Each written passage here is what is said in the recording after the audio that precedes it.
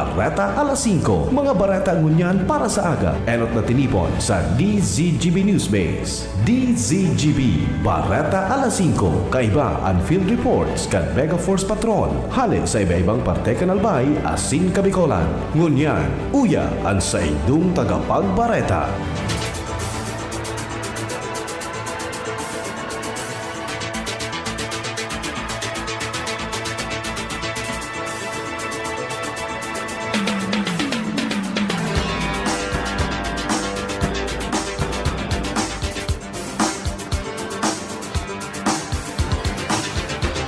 Marhay na hapon sa pangarampo kan News Base asin kan Mega Force Patrol. Ako po ang sa indong magiging tagapaghatod bareta, si Pio Fernandez.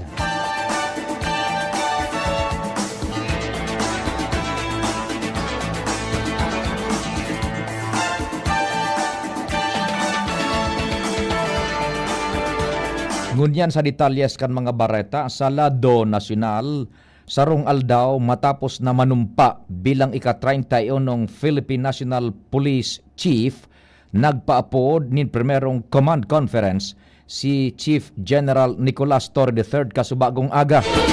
Sigun kay PNP spokesperson Police Brigada General Jean Fajardo, kasubagong alas 10 nin pagkaaga ginibo ang command conference na pinag-atindiran kan sa iyang command group asin iba pang haralangkaw na opisyalis kan PNP kasabay ang regional director sa Sinhepe kan man iba-ibang units. Pinaghururunan sa konferensya ang mga prioridad na programa ni Torre para sa ahensya asin mga paagi kung paano mapapakusog ang kampanya laban sa kriminalidad. Magigirumduman na kanakaaging aldaw, sinabi ni Torre na tulong core pillars ang target niya sa PNP na kinabibilangan kan makaskas na public service kasabay na ang 3-minute response rule, pagpapakusog kan disiplina asin modernisasyon sa PNP.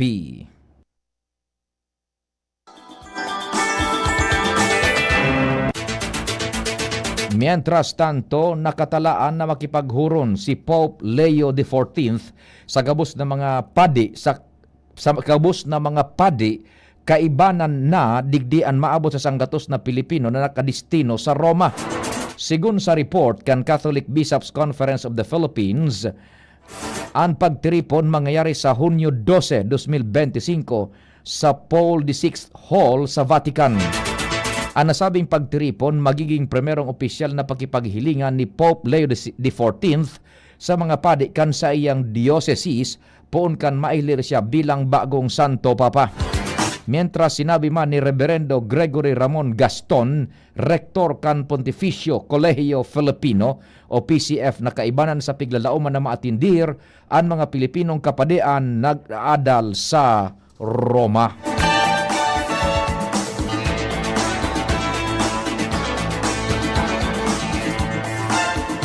Dagdagan tan detalyes kan mga bareta sa lado lokal.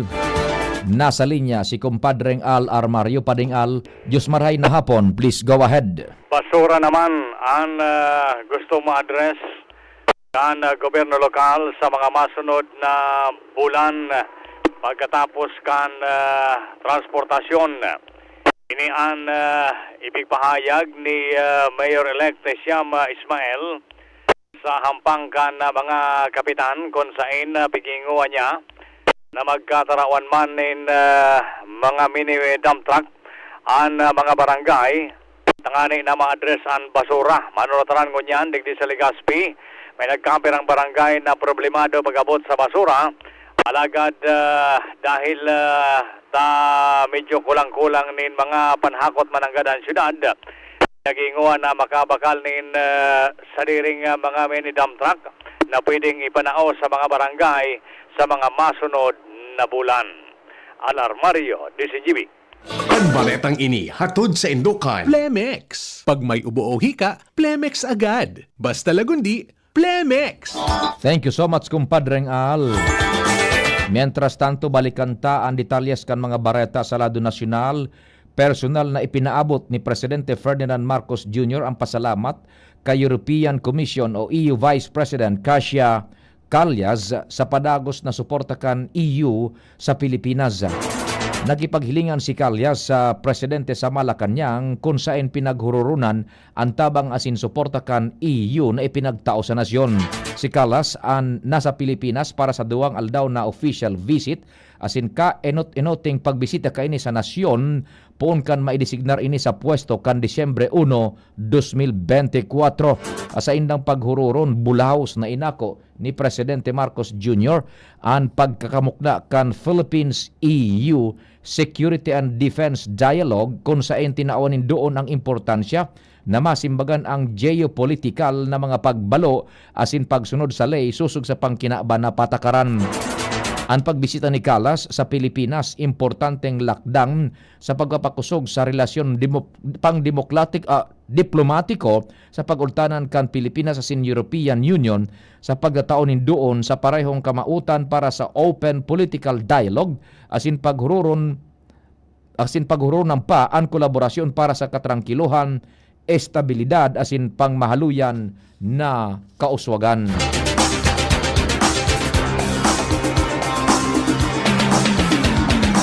Dai dapat nagibuhon na optional ang pagdangog kan impeachment case laban kay Vice Presidente Sara Duterte.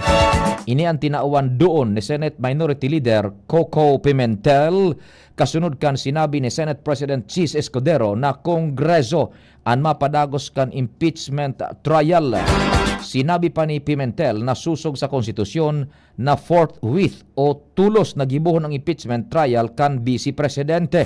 Nagpatanid ba ng senador na posibleng magkaiguanin sa diring mga interpretasyon ang mga senadores, pero nagpagirumdum ini na anuman ang sa indang maging desisyon, pagbabayadan ninda ini sa mga Pilipino. Mentras na sinabi pa kaini na premature kung isasangat ang hururon sa Korte Suprema na kung pwede mag-crossover o 20th Congress na ang maghururon kan impeachment trial laban kay Duterte.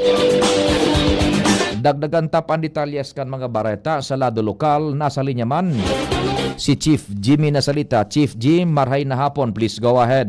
Apat ang mga naglalataw na mga posibleng konsyales digdi sa Albay ang may planong magkandidato sa kargong Philippine Councilors League President kasalida ni outgoing PCL President Miguel Salceda alias Kongkong kung sa ini naging board member na matapos na gumina na ini kan nakaging eleksyon.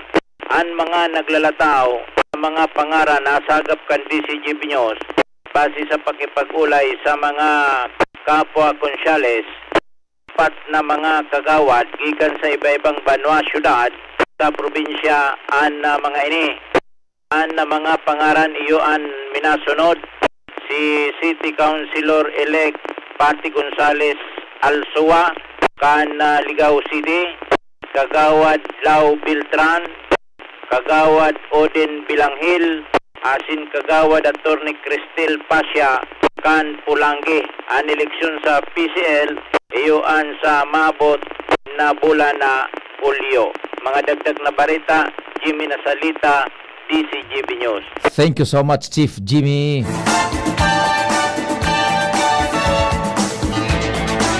Mientras tanto, aminado si Commission on Elections o COMELEC Chairman, Abogado George Erwin Garcia, na daay magiging madalian sa indang pagpreparar para sa nagaraning barangay asin sanggunian kabataan elections asin BARMM parliamentary elections dahil kulang ang mga miyembros kan COMELEC and Banka.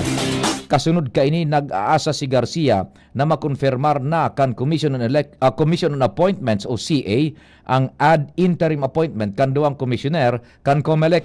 Kaibanan sa mga komisyoner na masalang sa CA sa Hunyo 4, sinda Commissioner Maria Norina Tangaro Kasinggal asin Commissioner Noli Pipo.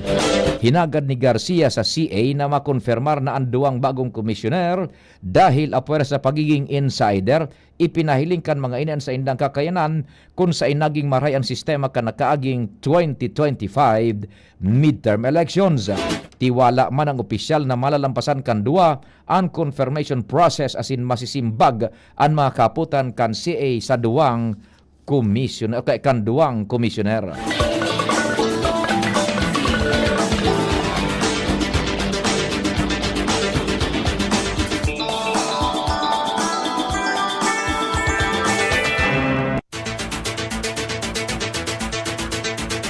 Mientras tanto, hinagad kan Departamento de Salud sa publiko na ugidon ngo na ang mga impormasyon may kinaaraman sa monkeypox o naglalakop na online bago ini i-repost. Sigun kay DOH spokesperson Albert Domingo na dai basta i-click sana nin-click. Basahon ngo na bako sa nang headline kundi hilingon ang laog kan artikulo asin konsain hale ang nasabi ng informasyon. Sinabi ni Domingo na ang beripikadong informasyones dapat maghahali sa mga ahensyang pangsalud araw kan DOH asin mga lehitimong mainstream news media outlet. Sigun pa kay Domingo, ang DOH nakikipag-koordinar na sa mga social media platforms asin mga magkakanigong ahensyas kan gobyerno araw kan Department of Information and Communications Technology tanganing aksyonan ang mga mapanglansing posts. Tinawan ning do ni Domingo na punduhon ang virus kan napunduhon na ang virus kan fake news dahil iyon ni ang talagang nakakaraot sa satuya. Ipigrekomendar kan Departamento de Salud damaging National Public Health Emergency an Human Immunodeficiency Virus o HIV sa nasyon. Dahilan ini kan biglaan na paglangkaw kan kaso ning HIV na uminabot sa 500% kung saan ang Pilipinas ang may pinakang halangkaw na numero kan bagong kaso ning helang sa West Pacific region. Sa datos na ipinaluwas kan DOH, nasa 57 na ang kumpirmadong kaso ng HIV kada aldaw poon Enero sagkod Marso ngunya na taon. Dahilan digdi inabisuhan kan DOH ang publiko na magpa-HIV test in kasong magkaigoning simptomas lalo na talibre ni asin confidential lang informasyon. Afwer digdi sa girarin ng ipinagirumdom ang paggamit nin condom, lubricants asin PrEP o pre-exposure prophylaxis na medikasyon o pagbulong na nakakatabang sa pagpugol sa HIV infection. Maray man ang pagkonsulta asin pag-inom nin antiretroviral therapy para sa igwa o tinamaan nin HIV. Pinagbabadil gadan ang dating alkalde kan Lagayan Abra kan riding in tandem sa mismong hampang kan sa iyang harong sa barangay Dangdangla, Bangged, Abra, kasubagong aga. Sigun sa impormasyon na nakaabot sa Camp Crame na midbidan ang biktima na si Jenrix Luna, 54 anyos ang edad, kung sa'y nakatukaw ini sampang kan sa iyang harong kan biglang nagabot ang 4 na armadong sospechados lunad ning 2 motorsiklo. Tulos na pinaarak asaka ning badilan biktima, mantang tulos man ining ipigdalagan sa ospital alagad, gadana kan uminabot sa ospital. Sa ngunyan, padagos ang dragnet operations kan pulisya tanganing madakop ang mga sospechados na makaskas na nakadulag matapos ang ginibong krimen.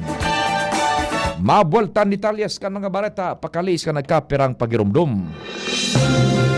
Mga tugang, abangan ta ang paglunsar kan pinakabagong programa digdi sa DCGB Radio. Ang programang mahatod ning mga impormasyon, mga istoryang kapupurutan nin inspirasyon na naidulot kan pagtatrabangan nganing maiangat ang pagkabuhay kan mga Bicolanong paraomang benepisyaryo sa maabot na ika-24 kan Enero 2025 alas 10:30 hasta alas 11 ning pagkaaga. Magantabay asin maghinanyog sa Kape asin Baretang Agraryo. Pre, makinig ka muna. Payong kaibigan lang ha. Work hard, play hard. Yan ang motto ko dati. Pero nakakapagod din pala katagalan. Sa gitna ng lahat ng mga puyat, inom at pagkain ng masasarap kasama na ang oily at fatty foods, kailangan pa ring bantayan ang kalusugan. Tamang kontrol ang kailangan. Katuwang ko, ang Liverade. May Silimarin na maaring makatulong protektahan ang atay. Cheers to more good times. Be a liver lover. Mahalagang paalala, ang Liverade ay hindi gamot at hindi dapat gamitin paggamot sa anumang uri ng sakit. Ang good drinks at good food, perfect combo. Isama pa ang Liverade para sa kalusugan ng atay. Mabibili sa mga leading drugstores nationwide. Realize true comfort and relaxation at Dorotea Resort and Spa, a perfect venue for family outings, couple retreats, and various functions such as weddings, birthday parties, corporate seminars, and conferences. Dorotea Resort and Spa. We have backpackers rooms, standard rooms, deluxe, suite, and a penthouse. Also, relax and rejuvenate with our spas and invigorating treatments, services, and facilities. Dorotea Resort and Spa, Kahugutan, Bakakay, Albay. For reservation, contact us at 0917-777-5734. Find us on Facebook, Dorotea Resort and Spa. Relax, rejuvenate, and enjoy. Only here at Dorotea Resort and Spa. Kung ikaw ay edad 50 pataas katulad ko, may mataas na ang risk ng manlalabo ng paningin. Mas challenging ang pang-araw-araw na gawain tulad ng pagbabasa, pagsusulat, at pagmamaneho. Ang Optin ay may lutin na maaaring makatulong sa kalusugan ng mata, nilalabanan ng epekto ng glaucoma, macular degeneration at katarata. Kitang-kita ang kalusugan. Mabibili ang Optin sa mga pangunahing butika nationwide. Mahalaga ang paalala, ang Optin ay hindi gamot at hindi dapat gamitin panggamot sa anumang uri ng sakit. Naghahanap ka nin kabalikat sa asenso at taman ang urig mo asin mag-asenso ang negosyo. May Uno Plus na kalidad, mag-Uno Plus, mag-Uno Plus. Asa sa imong mauwag, serbisyong totoo, produktong garantisado. Ang Uno Plus asin urig mo, ang gabat na gusto. Uno Plus matabang sa imo, may Uno Plus na kalidad, mag-Uno Plus, mag-Uno Plus. Asa sa imong mauwag. Sa Uno Plus, kalidad na masasarigan mo, serbisyong swak sa imo. Magbisita sana sa Uno Plus Facebook page. Buwelta kita sa detalles kan mga bareta, pinaglalauman na maapurbaran ang ad interim appointment ni Transportation Secretary Vince Dizon matapos ang ginibong pagdangog kan komite kan Commission on Appointments. Sa pagpun kan huroron, enot na hapot tulos ni Congressman Johnny Pimentel kay Dizon ang manungod sa paramientras ng pagpapundo kan EDSA Rehabilitation. Tinauan linaw man ni Dizon na daiman ikakansilar ang proyekto asin naghagad sana si Presidente Bongbong Marcos Jr. ning sarong bulan tangani mahanapan nindanin mas magayon na paagi ang rehabilitasyon na dai makakaafektar asin magagabatan ang mga commuters na nagaagi sa EDSA. Sinabi pa kan opisyal na sagkod sa katapusan kan taon 2026 maabot sa halos 9 bilyones de pesos ang pundo para sa proyekto mansang nasa 15 bilyones de pesos naman ang pundo sagkod sa katapusan kan 2027. Tinaawan doon pa ni Dizon ang proyekto total rebuild talaga kan EDSA kung sain kada lane kan major road hahalion asin sa salidahanin konkreto asin i-aspalto mantang ang outer lane naman aayuson ang drainage asin sidewalks. Padagos ang pagdagdag ning EDSA bus carousel asin mga tren sa MRT sa ibong kan pag-anunsar ni Presidente Bongbong Marcos Jr. na pagpapapundo para mientras sa pagpuon ning EDSA Rebuild Project. Ini ang pinagpasiguro kan Department of Transportation o DOTR kung saan enot ng pinag-anunsar ini sa publiko kan ahensya kasabay na ang mga plano sa oras na mapuunan ang proyekto. Sinabi pa kan ahensya na sanggatos na units ning bus carousel para sa EDSA busway ang idadagdag pati man ang tren sa MRT3. Dagdag pa man kan DOTR simbag inininda tangani gibuhon na mas madali ang commuting experience kan mga pasaheros kan EDSA busway asin MRT3.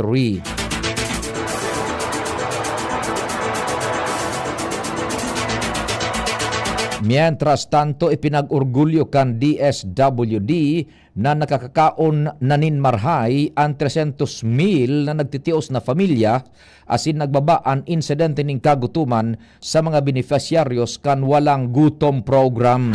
Inan ipinahayag ni DSWD Secretary Rex Gatchalian sa press briefing sa Malacanang na malinaw na indikasyon na nasa tamang direksyon ang mga programa base sa survey na ginibo kan Social Weather Stations o SWS.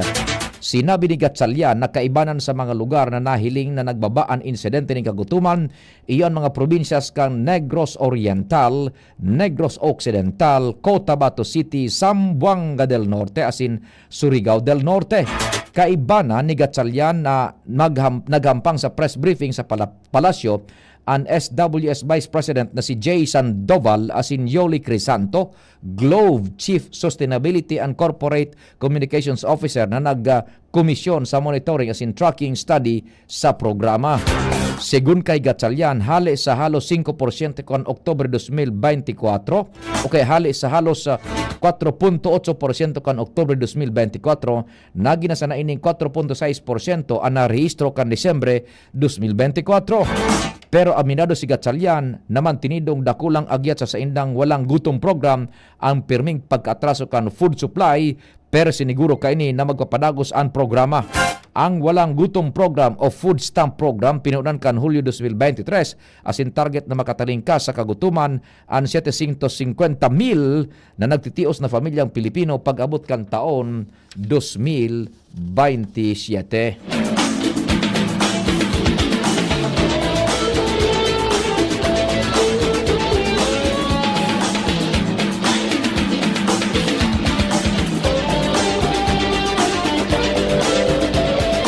Mientras tanto, inaprobara na sa ikatulo asin ultimong pagbasa sa Senado ang bill na baot maging epesyente asin maray ang government workforce para sa pagsiserbisyo publiko o ang Government Optimization Act. Sigun kay Budget Secretary Amina Pangandaman, ang pagpasar kaini testamento kan sa indang pangako na mapakaray ang burokrasya kasunod man kan direktiba ni Presidente Bongbong Marcos Jr. Sa paagi kaini, masisiguro na nagigibong maray kan mga ahensyas kan gobyerno an sa indang posisyon para sa ikakamaray kan Pilipinas. Afuera kaini, babawasan man ang mga programa asin proyekto na pikukonsiderar na redundant o dai na kaipuanan asin napapanahon mantang pigatawanan nin atensyon ang mga sektor asin ahensyas na kaipuhan ning dagdag na pagkukuhaan. Ngunya na aldaw, ipigsalang naman sa deliberasyon kan Bicameral Conference Committee ang nasabing leyes.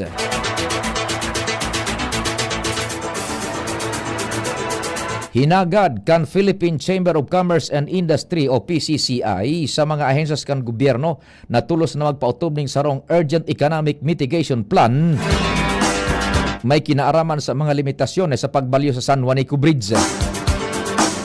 Asarong pahayag, sinabi kan PCCI na nagresulta ini sa grabing pagkaatraso sa logistics na nakaafektar sa paghiro kan mga produkto, lalo na analapa na mga produktong pang-agrikultura asin mga importanteng supply arog ka na medical asin pharmaceutical supplies, mga input sa konstruksyon asin mga supply nin consumer, gasolina asin iba pa. Dagdag pa kan PCCI na nagresulta ini sa pag-itaas kan mga gastos sa transportasyon kan mga raw materials asin mga produkto dahil man sa pag-itaas kan presyo kan raw sa mga asin mga alternatibong ferry.